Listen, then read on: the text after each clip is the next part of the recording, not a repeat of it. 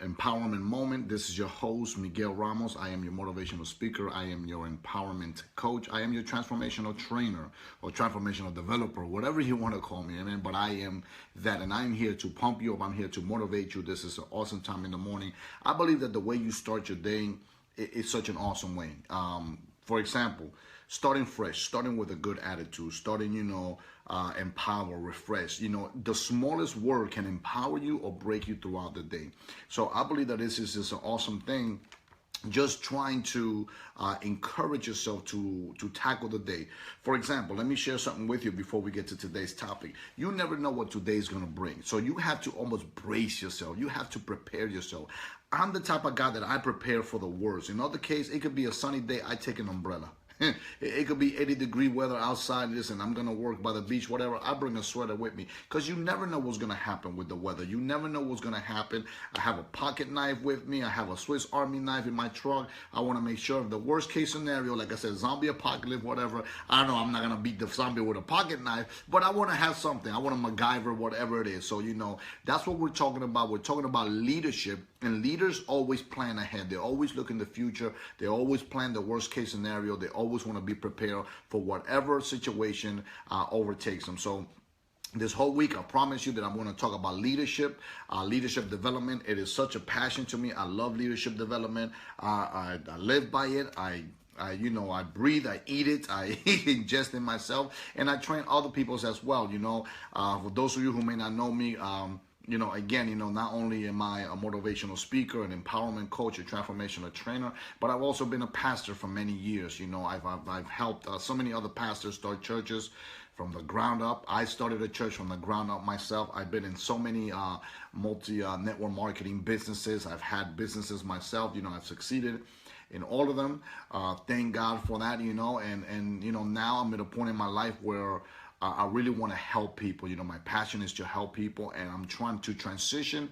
I am doing it right now. I want to basically live the rest of my life, make a living helping people, and that's a passion. I believe that every leader should merge what they love doing, what they're passionate about, and also getting compensated for that. So that's what I do. If that's something that you're interested in, listen, hit your boy up. We can work together. So today's topic, right? Drum roll, right? I'm excited. I'm the type of person, I love to be excited. Even if I don't feel like it, even if I wake up in the morning, I'm like, oh, whatever. I pump myself with excitement because you convince your body that, listen, something awesome is going to happen today. So convince your body just like you do when you're doing training. So I want to speak to you from a leadership perspective. Listen, I want to share with you, I didn't always know that there was a leader trapped in me. I love Miles Monroe, one of my trainers, right? Miles Monroe says that everyone is born with a leader trapped on the inside of them. But it's up to us to really identify and see if that leader really is willing to come out. For example, inside every seed, there is a tree. But if the seed does not know that it's to become a tree, it will forever live as a seed. So you have to identify, am I a leader?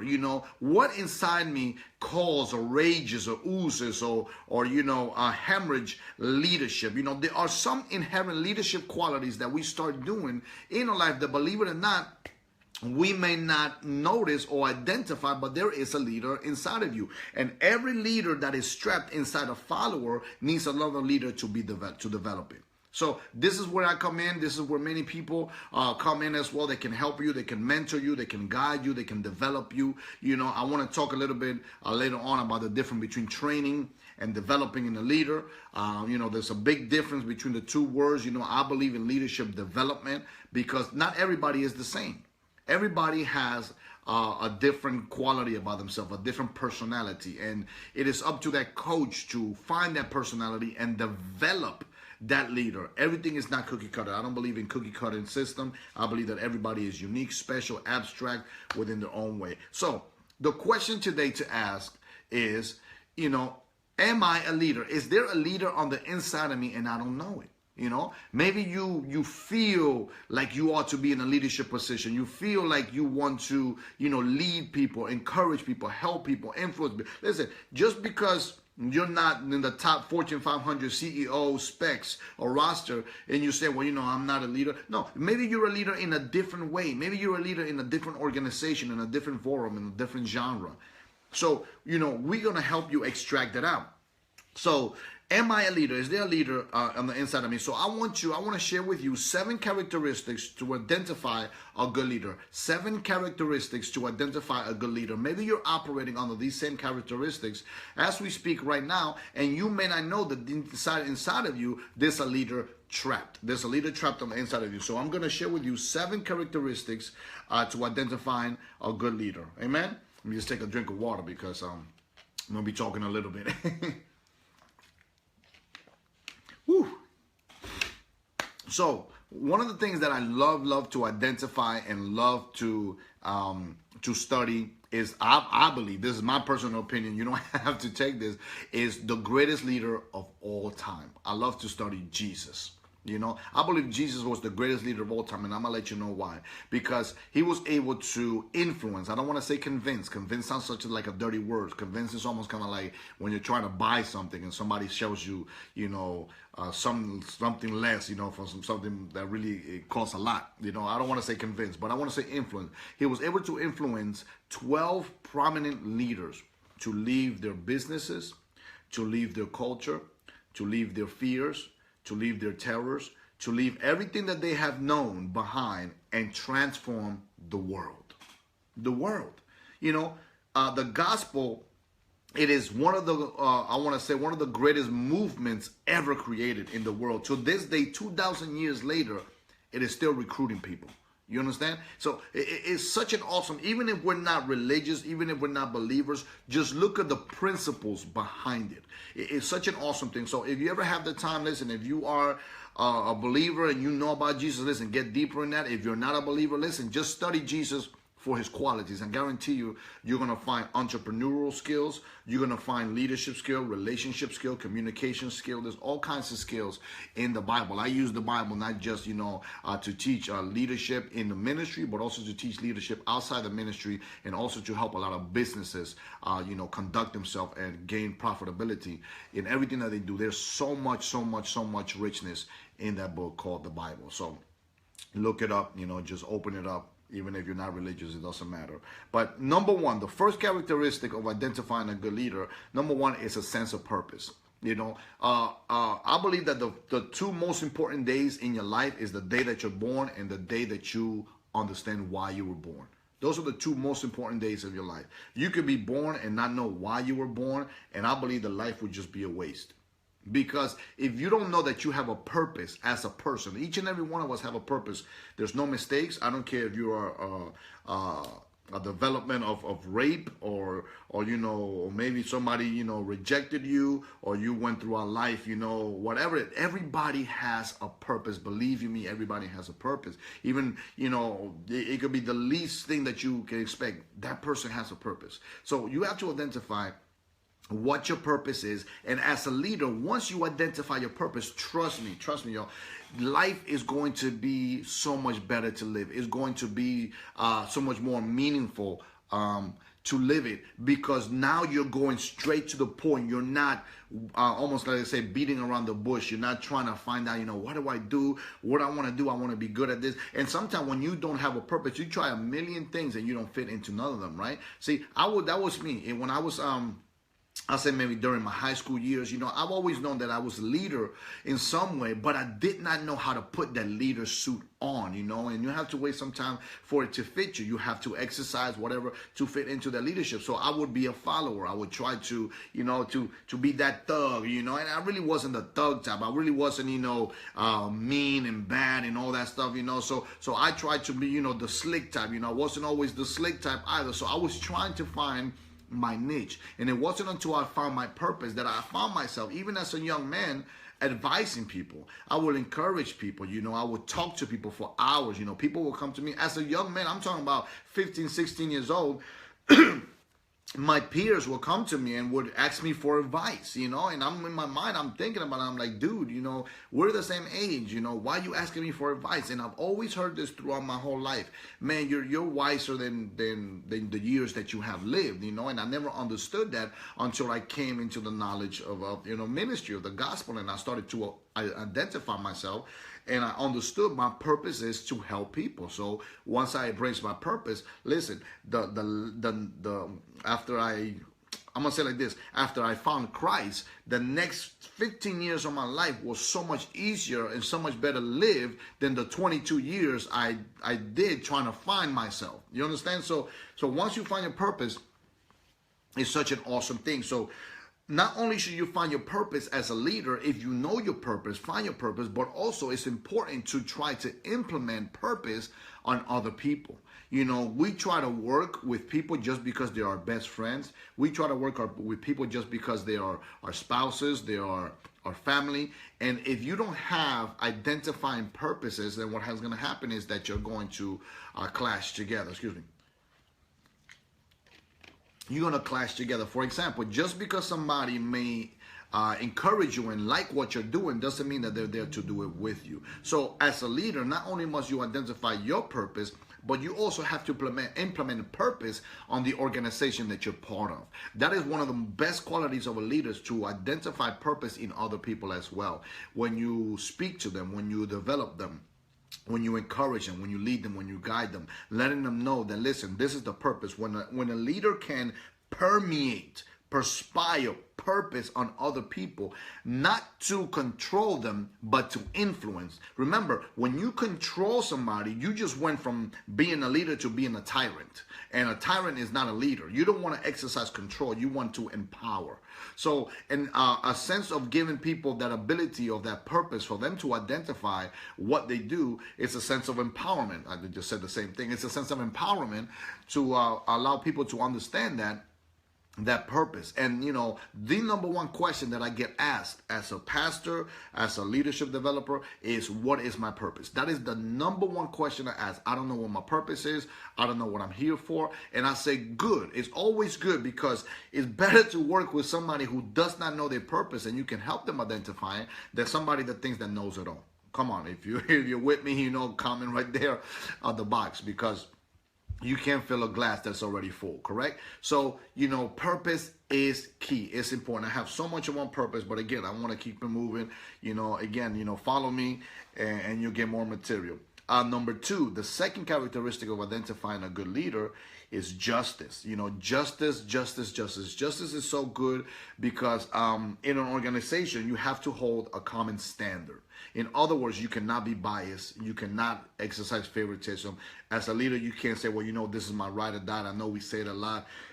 We say this is my main guy, my main girl, whatever it is. You can't have favoritism, because what happens is that when you have favoritism as a leader, then what happens is that others that want to work with you are not going to be willing to work with you, because now they're saying, well, I'm not like that person that they like, so I can't become that person, so therefore I can work with you. And besides, then what's going to happen is they're going to strive to try to become like the person that you like, instead of the person that you're trying to develop them into. So leaders, be careful with favoritism, but a good leader has a sense of justice.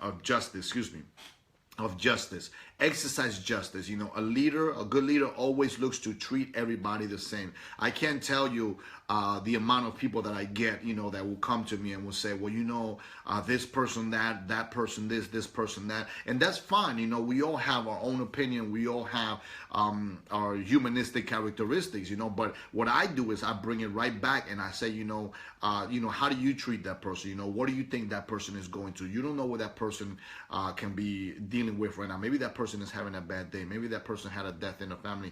Maybe that person just lost their job. And for us to judge and characterize other people, or jump on the bandwagon and say, yeah, you know, they like this, they like that, it does not make you a good leader, because you should have a standard of justice and equality all across the board. In other words, if you believe that inside every follower there's a leader trapped, you should treat everybody the same until you find that pearl within them. So, you know, don't be biased, don't be judgmental, don't exercise favoritism, but be, you know, have a moral standard, have a justice standard, treat everybody the same. Everybody is subject to the same rules and regulation, you know.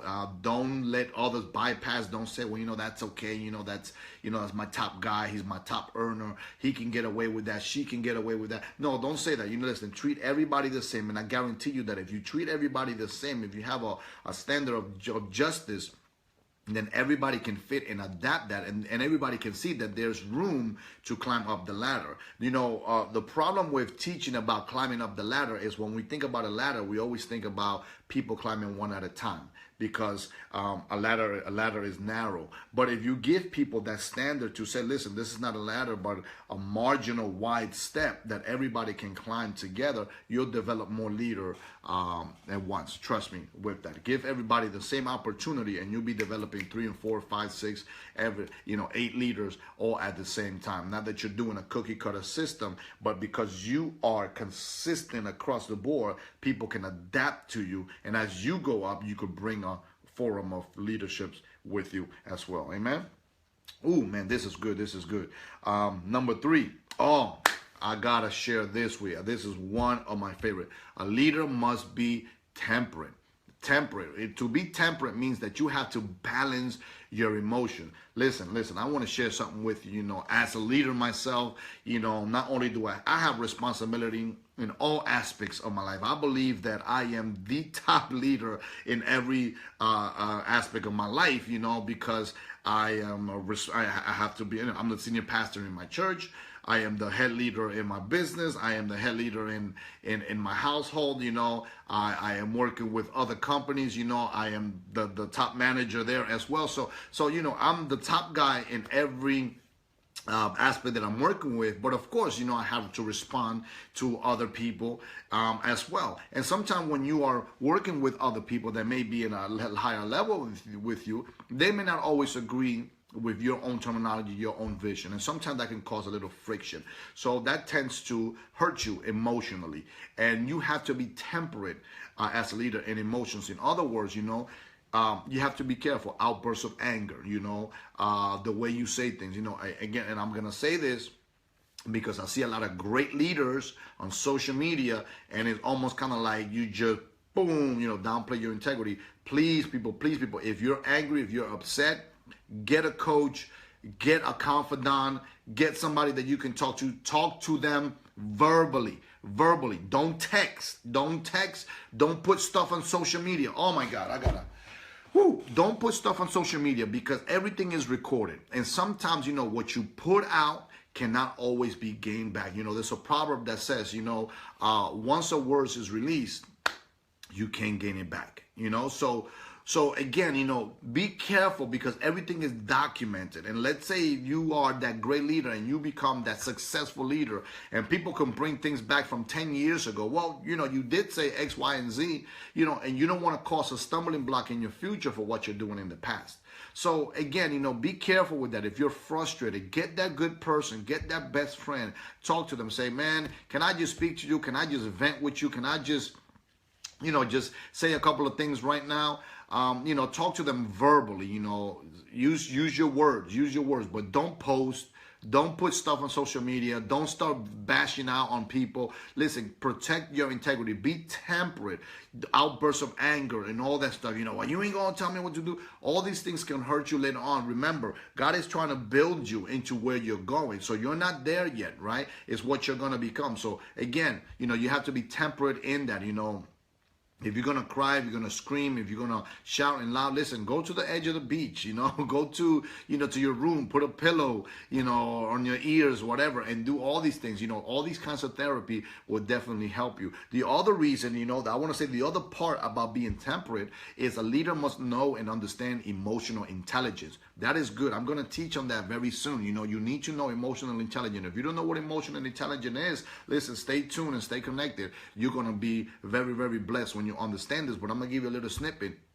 Emotional intelligence is using your emotions as fuel to try to thrust you to the next level. In other words, listen, I've been angry, just like you've been angry. I've been sad just like you've been sad. I've been emotional just like you've been emotional. But instead of wrapping yourself in a blanket of emotions and just curling up, and going to sleep and saying, forget the day, you can use that emotion as fuel to tackle you to or thrust you to the next level. I don't know if you ever seen The Waterboy, but it's one of my favorite movies, when the coach told them, listen, use those emotions, and that's going to be a tackling fuel. He said, yeah, tackling fuel? Yeah, Bobby, tackling fuel. Oh, okay, my mama said to use the tackling fuel, okay? So use that as tackling fuel that you can boom, get to the next level. Thrust yourself from the next level. If they get you mad, okay, listen, come to a sense of understanding, a sense of balance, and use that anger, use that energy to thrust you and motivate you to the next level. Because, you know, if you use emotional intelligence, you can understand. And again, I'm not trying to get super deep and religious with you, but if you understand the spiritual, you know, emotions, believe it or not, are trying to keep us from moving forward. And I'm gonna give you a prime example. If you are a person that's been raised, let's say, around a different culture, a sense of culture, you know, like for example, I was raised, you know, I'm Hispanic, and you know, my family is a diversity. You know, we go, if you ever seen every shade of the spectrum, you know, from light to dark, that's my family. You know, my sister, starting with my sister, who's the darkest, down to me, who's the lightest, you know. So we are a mixed race, but we were always told not to trust white people, not to trust black people, not to trust Asian people. If you are not Hispanic, don't trust anybody else. So we were brought up with this emotion that anytime we would see somebody outside the culture or outside the race, we will not trust. Now, that emotion kept me bottled up and incubated from success all throughout my life until I ventured out and I stared fear in the eye and I said, you know what? I'm going to break out from this emotional benefactor that they taught me. And when I started trusting, yes, black, Hispanic, Asians, and all kinds of people, you know, then I began to succeed in life because I saw the world in a different aspect. I was able to network market. I was able to connect with different people, different cultures, you know, understand and learn different languages. Konnichiwa, Como taple tu, you know, French, all these other different languages, you know, that I began to expand my horizon, all because I broke from that emotional thing that was taught to me. So I use emotional intelligence to be thrusted forward instead of being incubated backwards, right? So everybody's not out to get you. Everybody is not, you know, out to annihilate your race, your culture, or you know, there's people there that are really mean to help you. So that's number 3. Be temperate. Awesome, awesome. If you want more on that, listen, stay connected. Ooh, man, this is so awesome.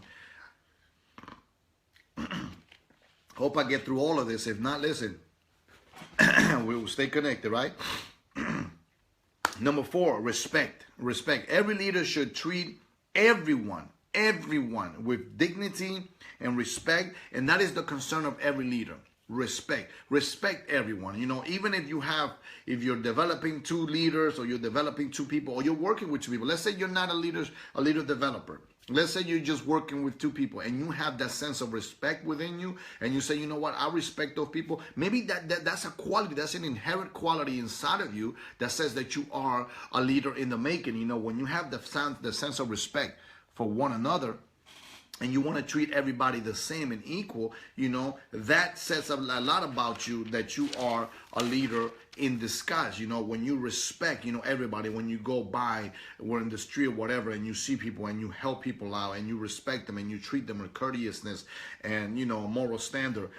Excuse me. Again, these are inherent qualities that there's a leader hidden on the inside of you, you know, so you want to develop that. You want to find that further. So if you're wondering to yourself, you know, is there a leader on the inside of me? Check all those qualities, you know, sense of purpose, justice, temperance, respect, empowerment. You know, that is number 5, empowerment. Every leader seeks to empower somebody else. If you are the type of person that love to teach other people, love to influence them, love to let them know, listen, they can do that. Maybe there's a leader trapped on the inside of you. Maybe there is you're hemorrhaging leadership qualities right now because you want to help other people. And you know, learning to develop that, learning to turn that into something to help people, something to, I want to say, to thrust your leadership skill to the next level is such an awesome thing. So, you know, anytime that you want to help other people, anytime that you want to empower, it's just an awesome thing. A leader needs to be, or always seeks to the sense to be empowered. Why? Because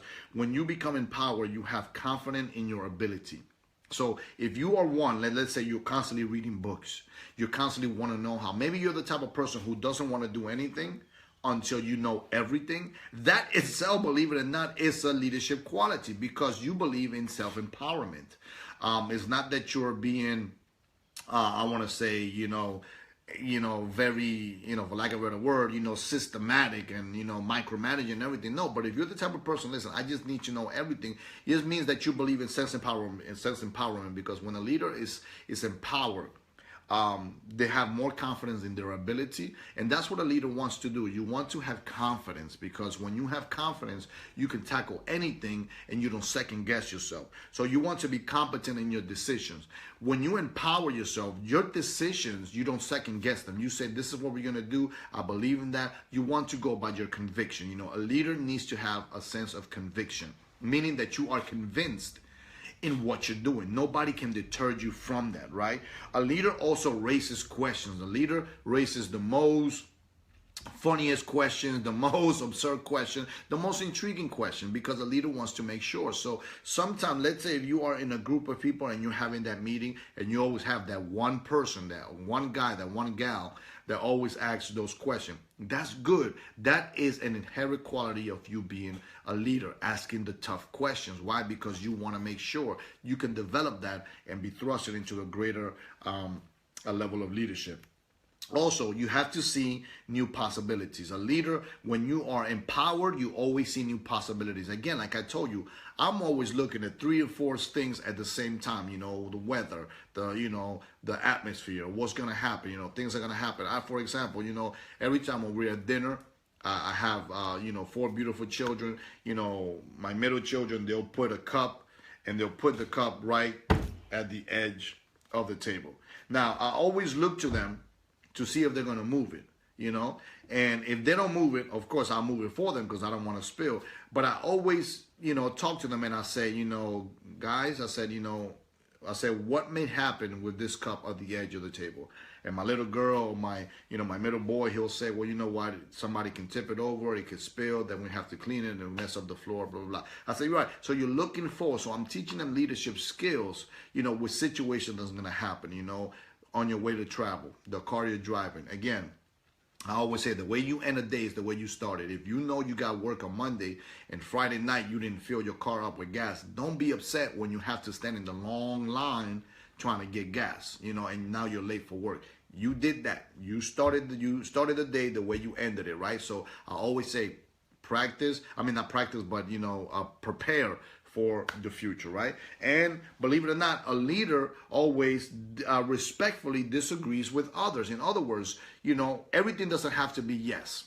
You can respectfully disagree. Well, I disagree. I think that this is a better plan. I think that we can do this. Okay, why? And the leader always has the reason or the purpose why. So, let me give you these 2, because man, I could talk forever. Like I told you, leadership, I love leadership. I love leadership. Let me give you this last 2, and then we're done. So number 6, courage. A leader must have courage. A leader must have courage. If you are the type of person that you're courageous, and I'm going to help you how to identify leadership quality. Let's say you're not in business. Let's say you're not in ministry. Let's say you're not even in any relationship, but you're always that one person who mouth off first. If you're that person in your group, in your clique, who always have to say something first. You go to the mall, somebody tell you, listen, can you stop loitering? And you're the first person, well, listen, that's a leadership quality about you. You're always mouthing off. You're always saying something. There's a sense of courage. That means that you have no fear when it comes to confrontation.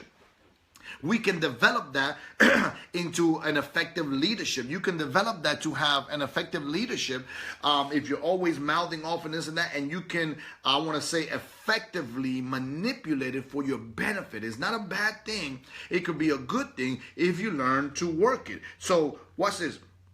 Leaders are paid to set direction and not wait for directions. Leaders are paid to set direction and not wait for direction. In other words, as a leader, you have to take that initiative.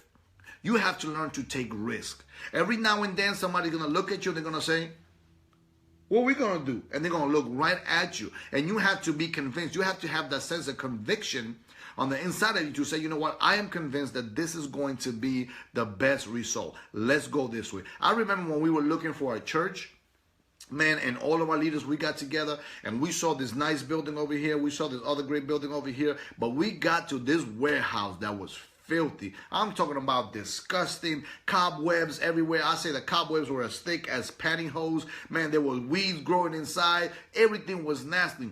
And when we got to that place, I said, That's the place. Everybody said, no, it's too much work. It's not. I said, this is the place. Why? Because I had a vision and I made a decision. And I said, trust my decision. And to this day, that has been our church, and is one of the greatest, most beautiful edifice that you've ever seen if you ever step in there. Why? It took us work to get there, but I knew that, see, where we were being led was going to be something or a place that's going to exercise our qualities. Don't always find to seek the easiest thing, but a place that can exercise your qualities, exercise your skills, right? So have that courage, take risk, have no fear. And if you are fearful, listen, then do it afraid.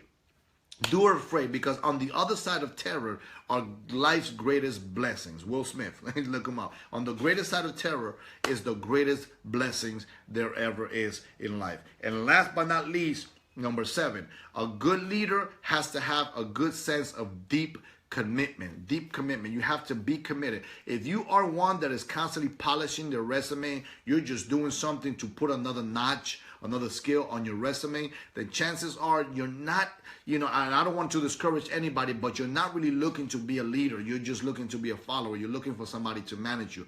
But if you have a deep sense of commitment, if you're the type of person who says, listen, I can't be like this. I feel like quitting, but I can't quit in the middle. I got to finish this report. I got to finish this program. I got to finish this job. If you have a deep sense of commitment, then that is one of the greatest inherent qualities. I know they're all great. I say one of the greatest. Great inherent qualities of being a leader. It means that you have a sense of commitment. If you're the type of person, listen, ladies, and I'm going to talk to the ladies right now. Ladies, if you are, AKA ride or die, and you stick by your man, and people are saying, well, you know what, you're a fool, you're there, give up, he don't have a job, he don't have this, and he is really a good person, a good man, and you're sticking by that. Your sense of commitment can be a great skill for leadership. You can develop that. You can help other people develop that. Man, likewise, listen, if you are very committed to your work, very committed to whatever it is that you're doing, that sense of commitment, you're committed to your kids, your wife, that sense of commitment can be developed. People are looking to be developed. People are looking to be helped, be developed in these qualities. So again, I want to go through them very quickly. A sense of purpose, justice, temperance, be temperance with your emotion, respect, empowerment, seek to empower others, courage, and deep commitment. If you have one or any of these or all of these inherent qualities, then there is a leader trapped on the inside of you. And because that leader is trapped on the inside of you, like I said, it's like a seed not knowing that it's a tree. And a seed that does not know that it's a tree will forever stay as a seed. You can take a seed and you could put it on your windowsill and it could stay there for years and it will never become that tree. But in order for that seed to become that tree, it has to subject itself to the dirt, subject itself to the manure, subject itself to the rain, and subject itself to the light. So leaders trapped on the inside, you have to subject yourself to somebody or someone to develop you. I believe I'm that person. I believe that I'm your motivational speaker. I believe that I am your empowerment coach. I'm your transformational trainer. And I believe that I can help develop those things in your life. So if you want more empowerment content, if you want to stay connected, listen, check out my business page on Facebook, Miguel Ramos business page. Look for me on YouTube for more empowerment content. Follow me on Instagram, Miguel A. Ramos 82. There's so many more great things that are happening. So many great things are happening in my life. Big announcements coming up. Stay connected, and I believe that you will continue to be empowered. Until we meet again, thank you for spending time with me on our moment of empowerment. I believe that in every follower there is a leader, and if you're seeking to extract and release that leader, then hit your boy up, and I guarantee you that that leader inside of you will come out. Amen. Be blessed.